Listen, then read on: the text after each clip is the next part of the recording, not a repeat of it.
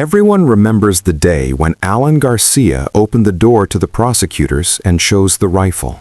It was April 17, 2019. Cameras rolled.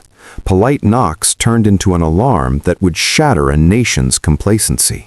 A two-time president, once the face of Peru's democratic ascent, lying mortally wounded as investigators sought to question him in connection with a sprawling bribery investigation.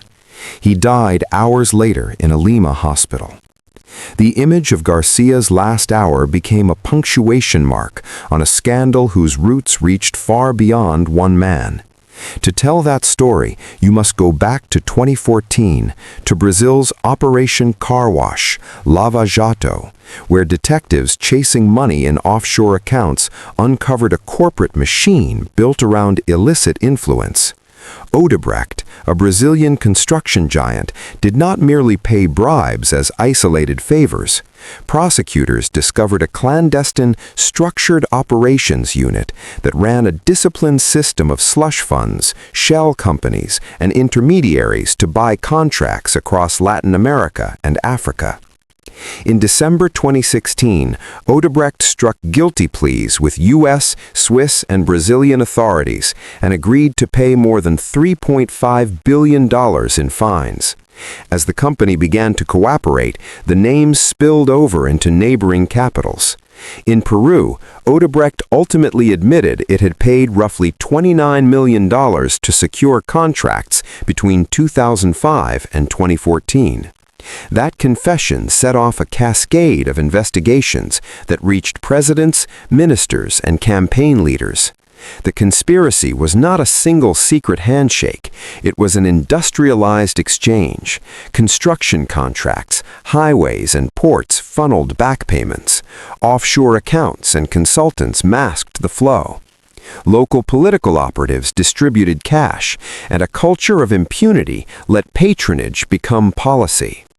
Among the most explosive allegations were claims that Odebrecht funneled $20 million to Alejandro Toledo, accusations that would send him into protracted legal battles and extradition fights.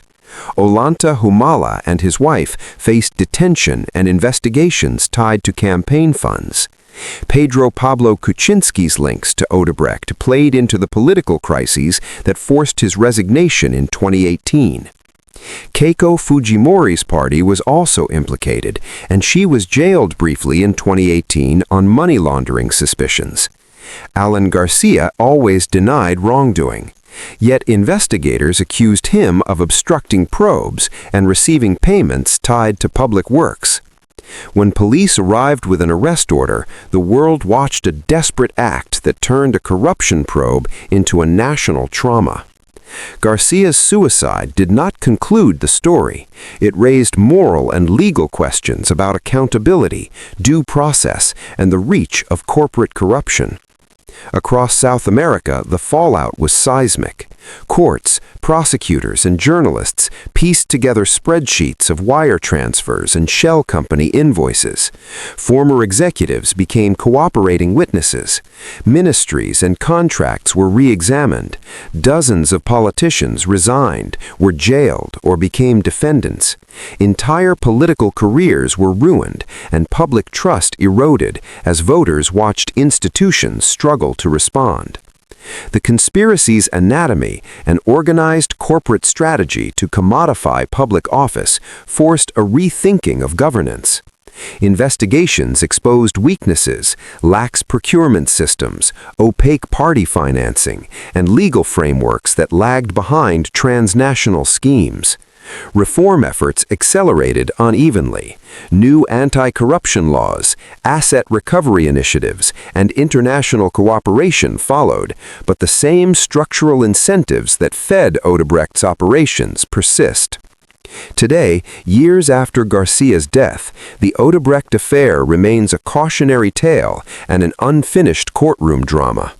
Executives were fined and jailed, some politicians were indicted, others still fight extradition or denial.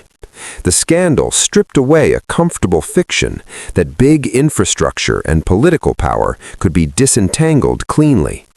Instead, it revealed an engineered conspiracy where money bought access and access reshaped nations.